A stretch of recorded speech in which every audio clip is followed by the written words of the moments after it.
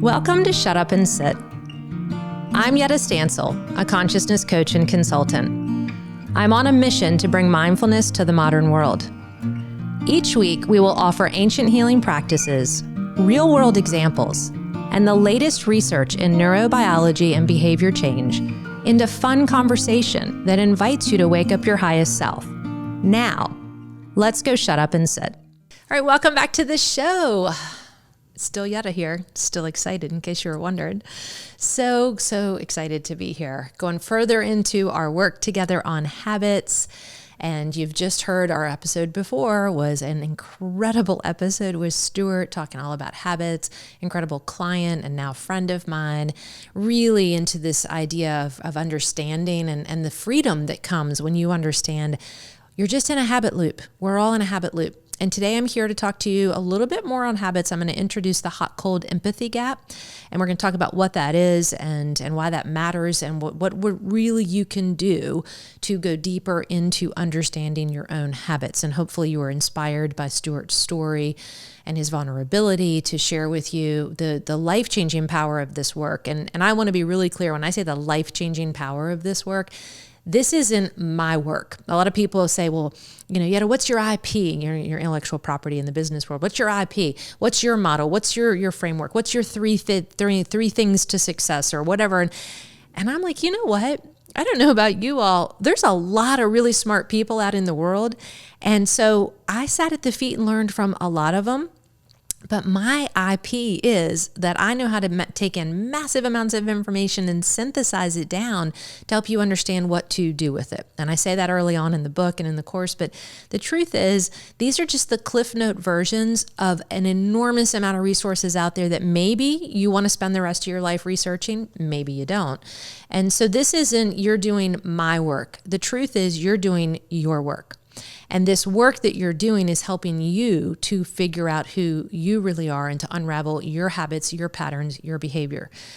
We're mostly just patterns. Between the ages of 2 and 7, 90% of our habits, our beliefs, habits are our belief systems, okay? Our belief systems, our habits are built. And so what we're doing now, and in my first career in behavior change, all I ever did was help people just figure out their habits and then help them to create new ones. As my career has evolved, and I was thinking about this the other day, one of the habits that I hold is I really love knowledge, like really love knowledge. Now, I grew up with a belief system that I was stupid. If you know by now, I dropped out of high school when I was 16, got my GED when I was 17, joined the Army, was in a lot of trouble, so thought that would get me out of there. And so for me, formal education, it never worked. I was never any good at it. There was no report card at school that said stellar student. If anything, my report card said that I talked too much and that I didn't pay attention. And I just didn't know enough. I didn't have enough self-awareness to know how my brain worked, what was going on with me. So formal education, the habit that I had created and the pattern of belief I was in was that I was stupid. And in full disclosure, being raised, my dad would call me, turn the light off, stupid. What's wrong with you? Are you stupid? And I know he might have meant that in a way of parenting that he was taught, but hearing the language of being called stupid really stuck with me for a long time. And for many reasons, and so it wasn't just because of my dad, but I would go to class and go to school. I thought I was stupid. I couldn't do the work. I had layer after layer of patterns. And so I just never had any success with knowledge. It didn't work for me. And so this habit for me to really go into a deep, deep place of learning as an adult came, I'd say probably in my mid-20s when my son was born. And I started asking, what am I going to do? How am I going to take care of this human being? And something in my brain and in my psyche shifted. And I remember my ex-mother-in-law, who, still call her my mother-in-law, I should, because she was so powerful and so impactful to me when I was just married to her son. And she said, have you ever thought about going to school? And so we were in a military base in El Paso, Texas, and I wasn't working. And I said, no, I hadn't thought about it. I had a GED. Who was going to let me into a classroom? And she actually encouraged me, empowered me to go to the local community college. And so I did. I went to the El Paso Community College. I walked in and I said, I'm interested in taking some classes. And they said, well, do you have a high school diploma? I said, no, I have a GED. And, the difference between a high school diploma and a GED is pretty significant. I mean, yes, it was a test I took, but I don't know how, by the grace of God, I passed that test. And my math score was probably like 28%, but I did enough. And I actually took my GED. If you haven't heard this part of my story, I took my GED when I was locked up in the Bonnier Home for Girls, which here in Richmond, Virginia, was a detention facility and center. And it's why I went into the military, to get out of trouble. I had been arrested multiple times in possession of alcohol. And, for people out there who hire me, I don't get into all these details. It's not necessary, but I share this in full disclosure with those of you learning and going deeper with me, because there was nothing in life or society. I didn't have a habit of education or healthy behaviors that helped me in any way. Really, I didn't at that point in time. And so, going back and thinking, I had this GED. And so I took that, somehow got it in the community college conversation. And I had to basically take some like rudimentary test to see where they could place me to start in college, in the community college. And it was basic fundamentals of mathematics and of English. I mean, I started they made me take courses before I could even come in and start the college level courses. And so I was willing to do it. But what I happened to realize was I was actually really good at the process of learning at this level of my life, at this stage of my life. And so then I got into anatomy and physiology, and all of a sudden I realized I remember pictures. And I remember going to my professor once, and I had aced these tests. I mean, I probably had like 125% average, no lie, in anatomy. And he asked me, he said, so because they would give you extra credit, he was like, you're so hungry to learn this and you're so good at it. And he said, tell me about how you learn this. And I said, well, I see the pictures. And he said, what do you mean? And he would open the textbook and I would show him, and I would say, so when you show me a picture of the anatomy of the bicep muscle or the quadricep or anything in the body, I literally can look at it, close my eyes, and I can see the exact image of that picture. So when I go to take test, he would walk by and I'd be looking up like I was looking in the file cabinet in my brain, or sometimes I would close my eyes and I would see it. But then when it would be shown, I could label it in like freaky fast time.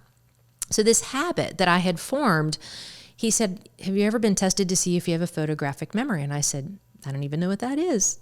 So it turns out I went and got some testing done, and I was really good at learning. So I bring this in because it was a habit that I started creating and working on. And so with all of this work that you all are seeing, I love to learn. It's my hobby. I read prolifically. I take in massive amounts of information. It's just how my brain works. I can't explain it. And so I wanted to do a deep dive into habits in this section of the book because I saw the value.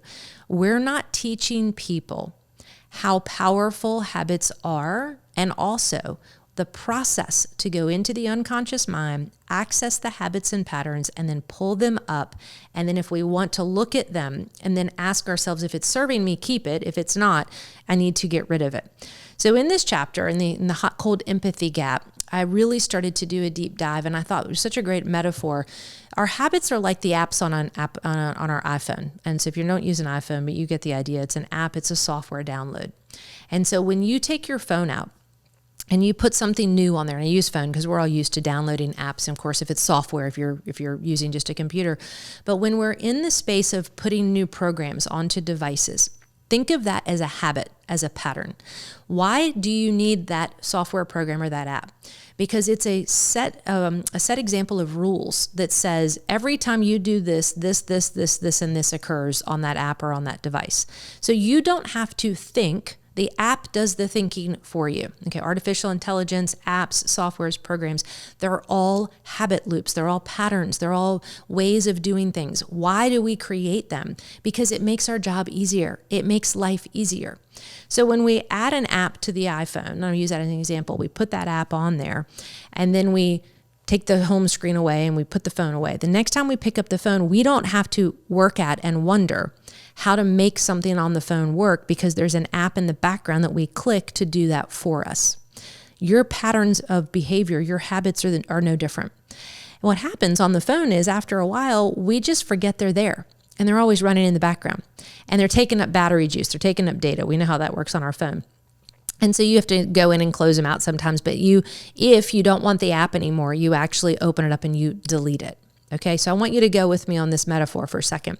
When you shut up and sit down, and you go within and you start to look at all the apps and patterns and aka habits running in the background for you, majority of them are unconscious, out of mind, out of sight, unseen. You've forgotten that they're even running in the background, these habits. You've got to open up the home screen of you, pull it up, and take a look at what habits and patterns are running for me. Are they serving me? Do I want to keep them? Do I need to do a little cleanup and probably delete a few of them? That's the first waking up part of why mindfulness is critical in the behavior change process. We are not awake. We have to wake up, open up the home screen of our minds, of our inner being, and go, what's running?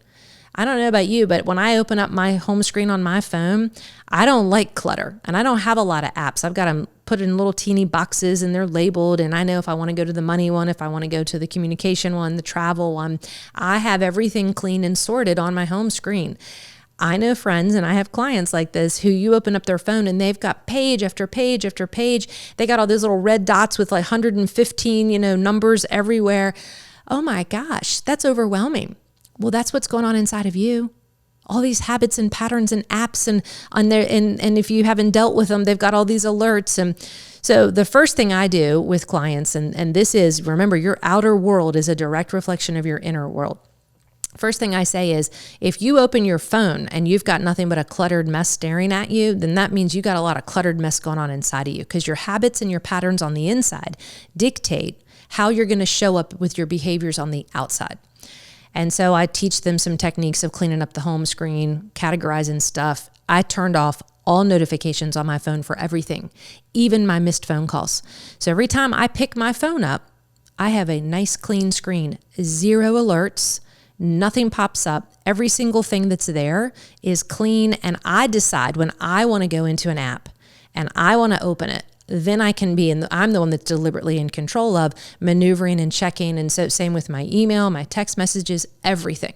All of that stuff is turned off because my inner world is deliberately in control, and all of that shit that I don't want has been turned off, and the notifications and everything's been discarded and cleaned up and removed. So there's a value equation here I want you to see, because if you cannot do it on the inner world, you're not going to be able to maintain it on the outer world. Our brains rely on habits, and our brains love habits because it's an efficient way to operate. Your brain uses most of the energy in your human body. It is a massive computer. So I want you to think of your habits in your brain just like your software for your computer and your programs for your phone. It's that simple. If you don't want one, open it up, shut up, sit down, clean it up, get rid of it, maneuver it, and then you start to build new habits and patterns that you can add into. And so as you heard from Stuart, he's talking about, this whole idea of how this work helped him to let go of these patterned habits, ways of being. What he really learned and what we worked on was really helping him to understand the hot-cold empathy gap. Because like I said, I'm always in the question. I've always been a curious kid. Even as an adult, though, I am always in the question of, well, how come? Well, wonder what if? Well, what is that? So curiosity, wonder, and awe are really prevalent for me. Always have been. But now that I've learned to shut up and sit down and clear out some of the fuzz, the noise, the distraction, the chaos of habits and patterns that didn't serve me, I freed up a lot of space to create new stuff and to wonder and to be in a place of curiosity. And so I did a deep dive into understanding that hot-cold empathy gap. And one of the authors that I found in the Habit Loop that I really love, Charles Duhigg, he's really deep in this chapter. I've got a lot of his worksheets and on his TED Talk and great resources. So in the Tools for Wow, in the online course, you'll see those. If you have the book, you'll see all those resources. But I loved his talk on the Habit Loop and the science that he did around the trap of the habit loop. And so before we dig into the hot-cold empathy gap, one thing that he talked about and that he taught about was they did research, and two research studies. And the first one I'll talk about is one about the rats in the maze. And we all know this. They put the cheese in the maze. They let the rat out, and he finds the cheese. And so they did research on what happens to the brain of this animal when he's trying to get the reward. And what happened was they realized once the first time they put it in, and if the rodent had never done the maze to get to the cheese, his brain waves were really awake and he was really alert because he would bump into stuff and turn around so they really were able to monitor his brain waves.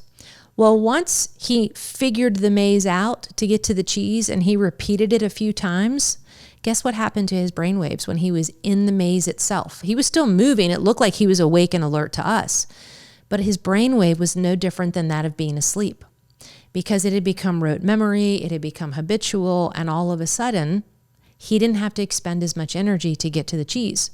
Now, if the scientists changed the maze, guess what? Boom, pattern interruption, wake the brain up. Oh, there's a roadblock here. What do you mean there's a roadblock? We always come this way. Now we can't go this way. That's what mindfulness offers you. It's the shut up and sit language is just a pattern interruption, is what I tell my clients. I'm not here to hurt people. I'm not using the language because I'm being derogatory or cruel. It's shut up and sit down. Boom, pattern interruption. Yedda, shut up and sit down and go within. What's going on? So you're building a habit loop around shutting up and sitting as much as using that habit to go within to do the deeper dive of what's going on inside of your own human behavior. And this is where mindfulness really kind of bridges the East and the West. These philosophies of, and I've said this before, but in the Eastern sciences and philosophies, they don't even have language to explain things like psychology, psyche, all of what's going on. In the West, we're heavy into psychology. We're heavy into what's happening in the psyche and the brain and the research. These two worlds are coming together. And shutting up and sitting, mindfulness is the bridge between the two. You don't have to stop your religious patterns or behaviors or belief systems to incorporate mindfulness. Mindfulness and this what I call this inner MBA, this mindful mastery of behavior and aspirations, is at the deepest core underneath all dogma, all belief systems. If we can understand how to build this habit loop of shutting up and sitting, your inner freedom, your liberation, and finding everything that you need inside of you, that's how this work is different. You're doing the work for you. And you'll hear all across the different videos and the lessons and the talks here, this work works for anybody. When people are like, who's your ideal client? I'm like, people that are suffering, people who want to tell their inner critic to shut up and sit down, that they don't want them running the show anymore, people who have ideas and visions they want to manifest in the world, but something keeps stopping them. That's who the ideal client is. And honestly, we all need to do this work. And so in this space of the habit loop, this is what happens to the rodent in the maze, is the whole brainwave thing. So wouldn't it make sense for us as human beings? So the extrapolation of this whole TED Talk was, if that happens to rodents, wonder if it happens to human beings. And it does. So we've got to wake up and see what's going on when we're moving through this maze of life. If we want something different, maybe the pattern interruption, the block, the closed door, the suffering, whatever the situation is you're dealing with that's really challenging right now, is your wake-up call. Maybe it's a pattern interruption to say, hey, start doing something differently. Instead of thinking I'm a victim, someone's trying to hurt me, what if what's happening is something that's giving you that, what we call in mindfulness, it's a rub, it's a little bit of a pain to get your attention to go, wake up, wake up. We don't change our patterns of behavior when we're asleep and everything is good. Nobody comes to me and says, oh, life is so great, Yedda, and I want to work with you because life is great. It would be great if they did. But the truth is they come to me because they're like, it's hard. I'm dealing with something, and it's the suffering of where I am is harder and more difficult than the suffering of taking the risk to go to where I really want to be. And in behavior change, that's when we know someone's ready to make a change and shift to that next stage of really transforming their behavior, is where I'm at has become unbearable, and I would rather sit with not knowing and take the risk to go to someplace I don't know in my inner life and in my outer life than stay in the pain that I'm in. And so this hot-cold empathy gap is what Charles Duhigg talked about. And so when we wake up, you've got the rodent analogy, and you can watch more about that. And he talks about this other one, hot-cold empathy gap. And this was a marshmallow research that they did way, way back. I can't remember, the 60s, 70s. The scientists brought these kids in, and they said, so you have a big, delicious marshmallow sitting right here in front of you. And in this calm, cool-blooded state, if you cannot eat the marshmallow for 10 minutes, When we come back, if that marshmallow is still on the plate, we'll give you a second marshmallow. And the best thing about this video or about this research is they have videos like hidden camera, and you see these little preschoolers, poking the marshmallow, licking the marshmallow, smelling the marshmallow, doing everything they can to try to not eat the marshmallow, but they're still focusing their attention on the marshmallow. And so he gets into, how many kids eat it, how many kids wait. Very few were able to resist the temptation of a marshmallow. And what they found was the kids that didn't even pay any attention to the marshmallow, that didn't look at it, that didn't touch it, that turned their head away, that got really out of the moment of the heat of the temptation, which we call delayed gratification in human beings, those kids were able to wait the 10 minutes out, and then they would get their second marshmallow. Now, I have to tell on myself, I was not that kid. If you put something down in front of me, I was going to eat it, and I would actually trick my sisters and siblings and friends out of their desserts so I could eat it too. I would literally look at my sister, and I'd be like, there's a bug on your cupcake, and she would freak out, go running out the room, screaming and crying, and I would pick it up and eat the whole thing. Like, that's the kind of sibling I was, and it was not nice. It was not kind. I cultivated zero delayed gratification skills, so it made my life really difficult. And so in this hot, cold empathy gap research, what they found was the people who learned delayed gratification, actually they went back and did a longitudinal study to see where they ended up in college, where they ended up in their careers. They were far more successful than the ones who didn't cultivate that hot, cold empathy gap, that delayed gratification process. And so if you're still sitting there going, what is the hot, cold empathy gap, Yedda? I want to know. It means you don't just remember this last episode I talked about on stress response and anger. When the shotgun goes off and you're in full-blown stress response and and the stress trigger has happened and you're in the fight, flight, freeze, or whatever other F word you want to come up with, that is not the time to cultivate a new way of showing up to change that behavior. For lots of reasons, biologically, mentally, emotionally, socially, psychologically. There are so many reasons you can't do it then. So what we do, the hot, cold empathy gap is, hey, tell me about a time when you're in a cool, calm place, the cold, right, calm place. And tell me about a time when you got really hot-blooded. And then I will work with clients and they'll tell me about this is what happened. Okay, let's back up and look at this whole habit loop. Cue, trigger, reward.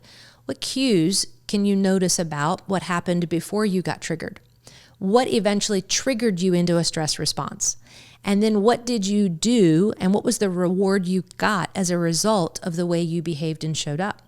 And you have habit loops, and you can have positive ones and negative ones. And so what you do is, in a calm, cool-blooded state of mind, you actually write out, the next time that happens, I'd actually like to see a habit loop that I'd like to create look like this.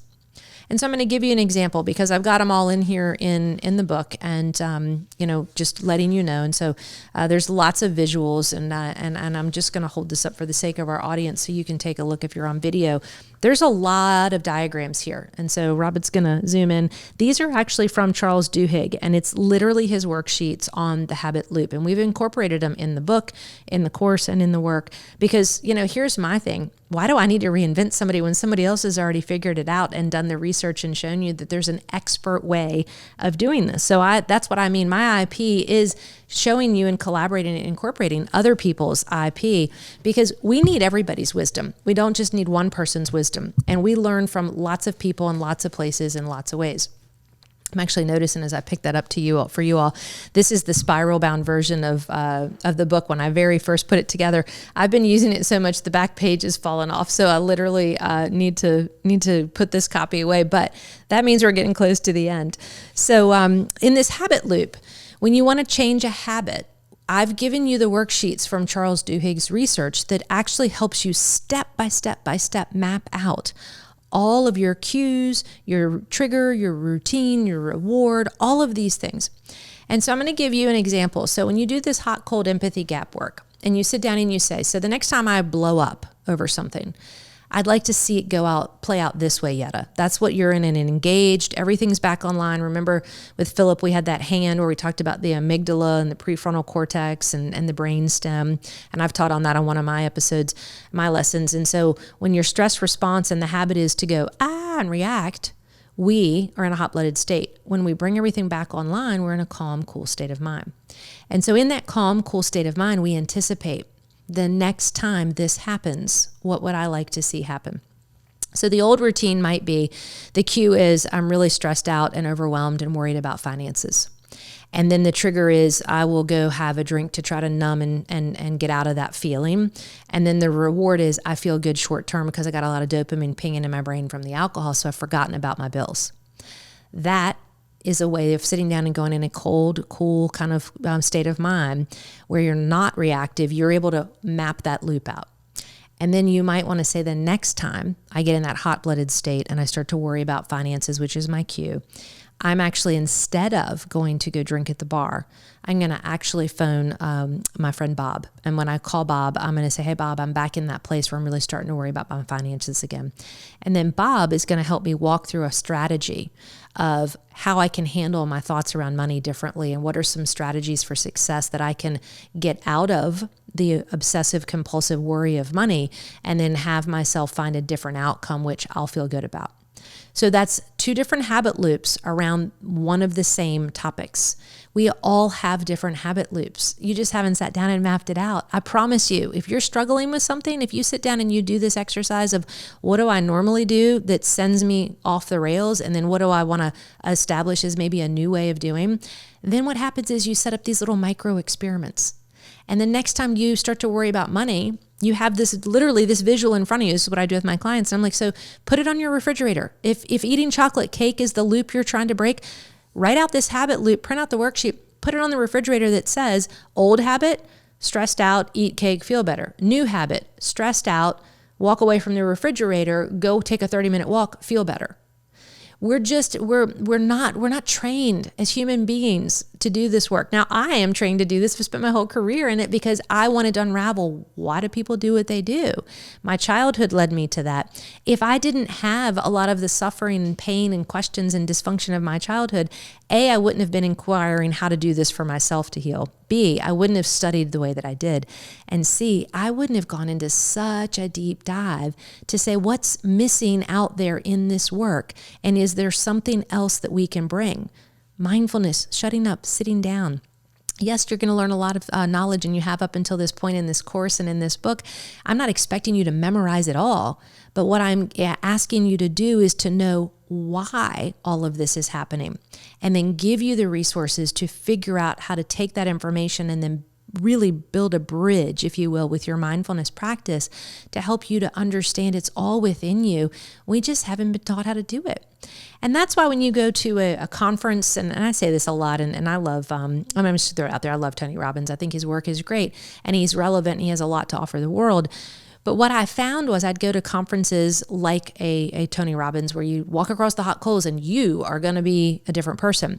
Parts of me might have shifted, but I never really made real deep lasting behavior change. And with any, and I went as hard into going into these personal growth conferences as anybody else. And if you remember, one of the 4 ways we deal with our suffering, one of them is we get addicted to rediscovering and redeveloping ourselves. So personal growth gets super, super addictive to certain people. It certainly did for me. And then I just got so caught up in I'm not enough, so everything I'm doing has to fix that. Nothing fixes the belief or cultivates a belief of I'm enough or puts a habit loop of I'm enough in place other than silence. Period of discussion, because silence is unconditioned consciousness. It has no habit loop. It has no patterned behavior. It's not an app. If you were to download an app for silence and stillness on your phone where you just shut up and sat down and you just experienced nothingness, you would find everything there for you, but it doesn't have a conditioned way of doing it, because in silence and stillness, there is no pattern. That's your freedom and your ticket. So when you're in the freedom of nothingness, you have opportunities for everything to be available to you to do it differently. So we're building the habit of shutting up and sitting down, putting that in as a pattern interruption. On the language and on the physical, shut up and sit down and put your physical butt on that cushion or on that floor or on that seat and just close your eyes and go within. And then the second thing when we do that is we start to become aware of what we're thinking. We become aware of our habitual patterned habits. What am I thinking?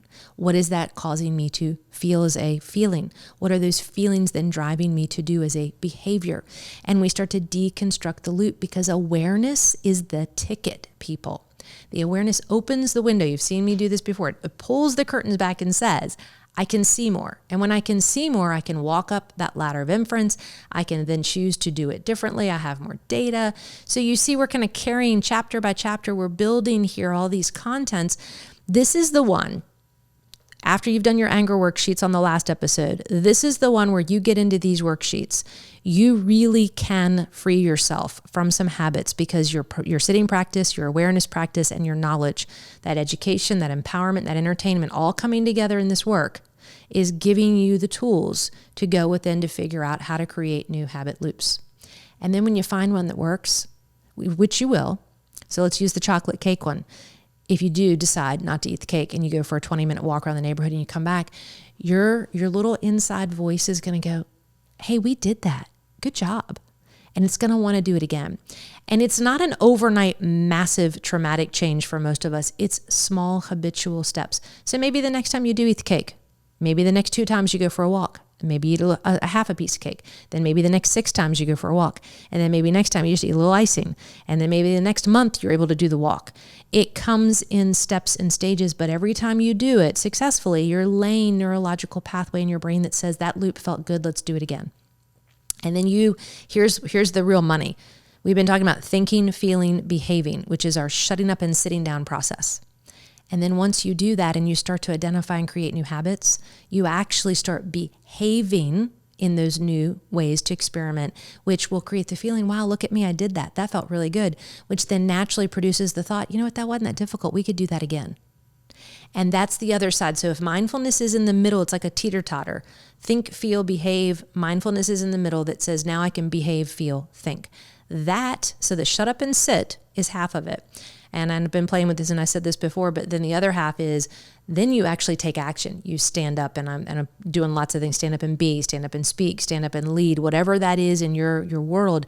But you eventually get up from this shutting up and sitting and go out and try on new ways of being, which create new habits and patterns. So that's really the hot, cold empathy gap. And you can tell I'm really excited about it. And if you ever want to hang out with me and talk about Pavlovian theory and how to change human behavior, and hey, I don't want to change, I can't train dogs or anything like that. I don't get excited about that. I need complexity. But I love working with human beings, because in narrative coaching, thinking, feeling, behaving is our process. In narrative release, it's behaving, feeling, thinking. So all of that is coming together, but this is this core foundation. You've got to shut up and sit down. And I say you have to, if you want to do this work, find silence, so you've got a blank slate where you're not conditioned and not patterned, to find some freedom, and then build the habit of that, which will allow you the ability to become a deliberate creator and practice and experiment with not knowing and letting go of explanations and expectations and all the other stuff. So this is powerful work. I love it. I've seen myself in so many ways grow and evolve past a lot of limiting beliefs and patterned ways of being, which are driven by my beliefs, in a way that have been profound. And I want that so desperately for you and for the world. But you can't change what you're thinking until you shut up and sit down and figure out what that is. And your thoughts, your beliefs are just a thought you keep thinking to the point you don't even realize you're thinking them anymore. So we've got to understand this habit loop. But if we want to write some new habits and create some new ways of thinking, we have to put some attention on it. And we expand attention when we really focus on, in a cold, cool-blooded state of mind, how am I going to do this, and where am I going to go, and how am I going to show up in a hot-blooded state? And so this anger management, that's why a lot of people are looking for resources. They don't think about mindfulness being something that can help them with that, because you don't do it in the heat of the moment. If I was like, hey, why don't you shut up and sit down when you're in full-blown tirade, reactive anger, awful negative pattern habit loop showing up mode, it doesn't work. If anything, that's the worst thing you can do to somebody. Get in a safe space, disengage, come back online, and then look at what you did, offer yourself compassion, and then ask for and look for these resources so you can try to do it differently next time. So do love this stuff. And I'm just kind of flipping through, looking. And of course, you've got my good client and friend, Stuart, which we called Bruce Banner. He's in here. And I even have a nice, cool little worksheet, even more places for you to really dig into your hot, cold empathy gap and really understand what happened, what were your cues, triggers, and rewards. So you can work through this in the book or on the course if you've got the PDF. And you know what? The truth is, you are where you are. You're doing the best you can with the level of awareness that you're at. We all are. That's even a habit or a pattern we need to get into, is understanding when you see people. Now, when I see people reacting and they're angry or they're doing things, they're doing the backflips out the window or really just not being their best true self, I don't go up and say, you need to shut up and sit down and you need to. I look at them and I quietly say, just like me. That pattern, that habit is still in me. It's going to be in me the rest of my life. I now allow it, instead of allowing it to be triggered, I now use it to connect with other hurting, suffering people. And I say, just like me. That's still inside of me. And if I can be a calm presence when somebody else is in a hot-blooded state, what happens is I give them a safe space to come back to, but I see myself in them. And then ultimately, my calmness allows them to see themselves in me. That's how your behavior and changing your habits and patterns impacts other people's behavior. And this is why we do this work. And so as we kind of wrap up this chapter, I just want you to know that you're really giving yourself permission. You're giving yourself a great gift to go within, to do this work. When you do it, you are healing yourself, but you're healing the world. And we're moving in. We're moving into the last chapter. We're going into gratitude. And we do end on a mountaintop of feeling good with this work, I promise you. And in our next episode, you're going to learn why. And you're going to have another great client of mine come in, Willie. And Willie's going to come in and really talk to you a lot about how gratitude has helped him. And every single person that's come in, that's been on the show with me, that I've been able to talk to you all with, you can find yourself in any of these people. So there's not one color, not one race or one religion or one belief system that I work with. All are welcome. And when we do this work at this deepest level, free of all dogma, and go to the core sponsoring belief of being enough and seeing our value as human beings, what we find in this work is it relates to anybody and everybody, and we all need to be doing it. And you're going to hear Willie's story. I can't wait to do that episode, to bring him into the studio so you can hear and be empowered and educated and entertained. Willie is just one of those people. Just thinking about Willie makes me smile. So I can't wait to bring him back, and that's where we're going next show. I'll see you, and we're going to be talking about Chapter 9, Gratitude is the Goal. Willie is going to be my guest. Until then, if you're like, Yedda, okay, you've got me, I'm in. How do I get into this information? You can go to shutupandsit.com and learn all of our different products and tools. If you want to go right straight into the online course and start learning right now, today, www.suascommunity.com. And everything you need to get started on the course is there. It's basically a digital version of the book, and you'll have video versions of my talks on the show and all of the guests. I invite you to shut up and sit down and go into this work in some capacity. I promise you it will free you, and that freedom is going to be something that changes your life forever. So thanks for hanging out with me today, talking about all this fun stuff, and I'll see you on the next show. Until then, have a great day. Talk to you soon. May you know goodness. May you know peace. May you know contentment. May you